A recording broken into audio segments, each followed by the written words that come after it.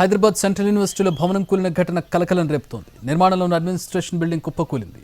శిథిలాలు మీద పడి 4 కార్మికులకు తీవ్ర గాయాలయ్యాయి. ఒకరి పరిస్థితి విషమంగా ఉంది. గాయపడిన వారిని దగ్గరలోని ఆసుపత్రికి తరలించి చికిత్స అందిస్తున్నారు. సిబ్బంది శిథిలాలు తొలగిస్తున్నారు. సహాయక చర్యలు కొనసాగుతున్నాయి.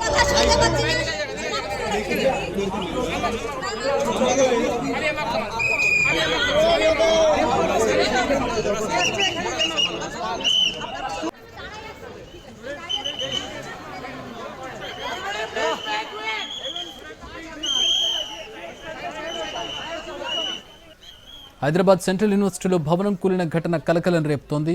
నిర్మాణంలోని అడ్మినిస్ట్రేషన్ బిల్డింగ్ కుప్పకూలింది. శిథిలాలు మీద పడి 4 కార్మికులకు తీవ్ర గాయాలయ్యాయి.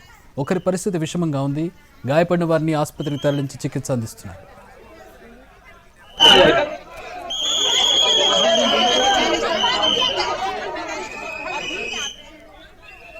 హెచ్సి నుంచి మా ప్రతినిధి రవి జాయిన్ అవుతూ ఉన్నారు. ఘటన జరిగిన స్థలం నుంచి. రవి, ప్రస్తుతం పరిస్థితి ఎట్లా ఉంది? శిథిలాలు ఏ మేరకు తొలగించారు? కింద ఎవరైనా ఉన్నారనే వివరాలు తెలుస్తున్నాయా?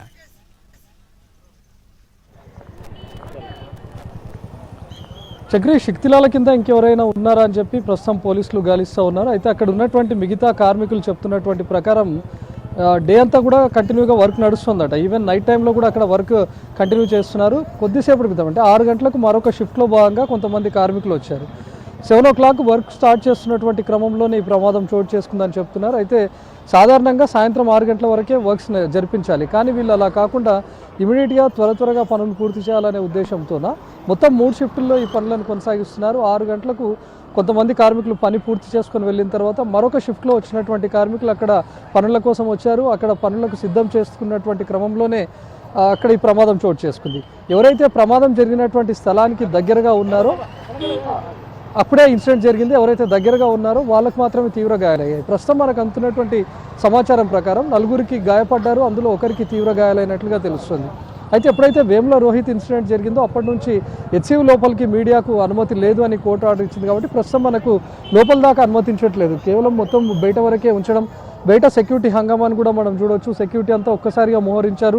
ప్రమాదం జరిగినప్పటి నుంచి ఇప్పటి వరకు లోపలికి ఎవరిని కూడా అనుమతించట్లేదు. కానీ కొంతమంది విద్యార్థి సంఘాల నేతలు బయటకు వచ్చారు. ఇక్కడ అరకొర పనులు నిర్వహించడం, లేకపోతే కొంతమంది కాంట్రాక్టులకు వీళ్ళు డబ్బులు తక్కువ కాంట్రాక్టులకు ఇచ్చుకోవడం కారణంగానే ఈ ఇన్సిడెంట్ చోటు చేసుకుందని కొంతమంది స్టూడెంట్స్ యూనియన్ లీడర్స్ కూడా బయటకు వచ్చి చెప్తా ఉన్నారు.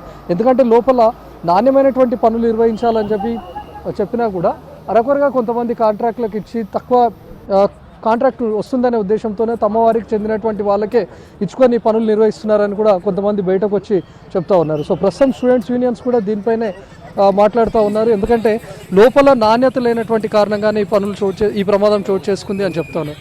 ఏం జరిగింది ఎగ్జాక్ట్, ఎందుకు కూలిపోయిందని భావిస్తున్నారు? యాక్చువల్గా మేము ఈరోజు ఒక ప్రొటెస్ట్ కాల్ ఇచ్చాము 5వ సమయంలో. అది అయిపోగొట్టుకొని మేము యూనివర్సిటీ రూమ్లోకి వెళ్ళినప్పుడు అది ఏం జరిగిందంటే, ఇక్కడ ఏదైతే ఒకటి ప్లాస్టింగ్ చేస్తున్నారంట, ఆ టైంలో సౌండ్ వచ్చేసి ఒక్కసారిగా కూలిపోవడంతో ఒక 3-4 వర్కర్లు పైనే ఉన్నారంట. అది ఉన్న వ్యక్తుల్ని ఇక్కడ ఉన్న ఆఫీసర్లు ఎవరైతే ఉన్నారో వర్క్ చేస్తున్న వాళ్ళందరూ పోయి చూడగా, అక్కడ మేము పోయి స్టూడెంట్స్ అందరినీ పోయేంతవరకు ఒక అంబులెన్స్ కూడా రాలేదు. ఇంతవరకు జేసీబీలు కూడా రాలేదు. మేము అందరిని పోయి అలర్ట్ చేసి అన్ని చేసే లోపల అన్నీ వచ్చాయి. వచ్చిన తర్వాత ఇక్కడ ఎవరైతే సూపర్వైజర్ ఉన్నారో, కాంట్రాక్టర్ ఉన్నారో వాళ్ళని పిలిపించి అసలు వాళ్ళ హెడ్ కౌంట్ ఎంతమంది ఉన్నారు ఇవన్నీ పరిశీలించగా 1-2 అనే వాళ్ళు ఉన్నారని చెప్పారు. సో దానికోసం మా యూనివర్సిటీ నుంచి ఉన్న సెక్యూరిటీ వాళ్ళందరి లోపలికి వెళ్ళి వాళ్ళని తీసుకురావడం జరిగింది. ఇప్పుడు కూడా ఏంటంటే హెడ్ కౌంట్ ప్రకారం మేము వెళ్ళినట్టయితే అక్కడ ఎవరు లేరని మా భావన, కానీ అక్కడ ఎవరైనా ఉన్నారేమో అనేసి అన్నీ పరిశీలించి చేస్తున్నాం. మా ప్రమాదానికి ప్రధాన కారణం లోపల నాణ్యత లేకుండా పనులు నిర్వహించడమేనా? ఇంకోటి, సాయంత్రం 6 గంటల వరకే పనులు జరపాలి, కానీ 6 తర్వాత కూడా వాళ్ళు 7 o'clock ఇప్పుడే మా షిఫ్ట్ స్టార్ట్ చేస్తున్నాం అని చెప్తున్నారు. అంటే రాత్రి వేళల్లో కూడా పనులు నిర్వహిస్తున్నారా? అన్నీ ఇప్పుడు ఏంటంటే యాక్చువల్గా యూనివర్సిటీ బిల్డింగ్స్ ఏవైతే ఉన్నాయో దానిలను ఫాస్టప్ చేయడానికి ఒక 6-7 3 షిఫ్ట్లు నడిపిస్తూ ఉన్నారు. కాబట్టి ఈ 3 షిఫ్ట్లలో పనులు జరగడానికి కోసం ఈ ఇన్స్టిట్యూట్ ఆఫ్ ఎమినెన్స్ ఏదైతే ఫండ్ ఉందో దాన్ని యూటిలైజ్ రిజిస్టర్ గారి మీద అలాగే మా డిమాండ్స్ ఏంటంటే, ఇలాంటివన్నీ చేసేటప్పుడు ఖచ్చితంగా సేఫ్టీ మెజర్స్ తీసుకోకుండా ఎవరికి వర్కర్ కాడ హెల్మెట్ లేదు, అక్కడ ఉన్న వర్క్ చేసే వాళ్ళకు అక్కడే క్లారిటీ లేదు, ఎవరు ఎక్కడి నుంచి వచ్చారో తెలియదు, ఎవరు ఎక్కడ పని చేస్తున్నారో తెలియదు. సో ఇవన్నీ కూడా ఇలాంటి లోపాలు ఉండడం వల్ల ఇలా జరిగిందని మేము అనుకుంటున్నాం.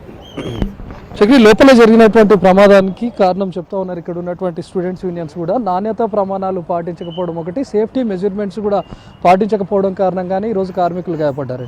మరోవైపు ఈరోజు థర్డ్ షిఫ్ట్లో ఎవరైతే కార్మికులు వచ్చారో ఎంతమంది వచ్చారు, అసలు వచ్చినటువంటి వాళ్ళు ఎక్కడున్నారు, ఏ కార్మికులు ఎక్కడెక్కడ విధులు నిర్వహించాలనేది కూడా వాళ్ళకి తెలియదు. ఒకరినొకరికి కోఆర్డినేషన్ కూడా లేదు.